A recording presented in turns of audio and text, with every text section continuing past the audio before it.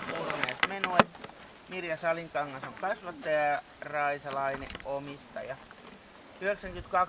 92,5 säkäkorkeus, 95 lautaskorkeus, eli takakorkea tämäkin varsa niin kuin ne tuppaavat olemaan. Kanslia on todennut, antanut tälle kaviosta 6 pistettä ja todennut, että etujalkojen kaviot varsinkin on pystyt. Ja sitten meidän arviot. Tällä on hyvä rotuleima ja tää on hyvin kehittynyt 8,5. Sillä on ilmeikäs pää, hyvä kaulan ylälinja, mutta leveä kaulan ja rungon liittymä 7,5. Ylälinja on ryhdikäs ja lihaksikas 8. Sillä on hyvä säkä ja pitkä hyväasentoinen lapa ja hyvä rungon syvyys 8.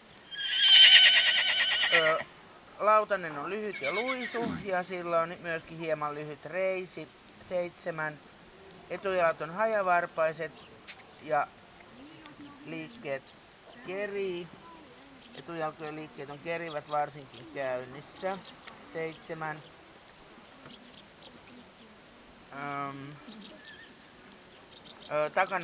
Takajalkojen liikkeet on suorat 8. Täällä on matkaa voittava irtonainen oikein hyvä käynti 8,5.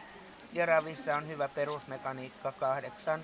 Yleisvaikutelmana todetaan, että tämä on sopusuhtainen ja hyvin liikkuva varsa 8. Ja palkitaan tässä kehitysvaiheessa ensimmäisellä palkilla. Onneksi olkoon.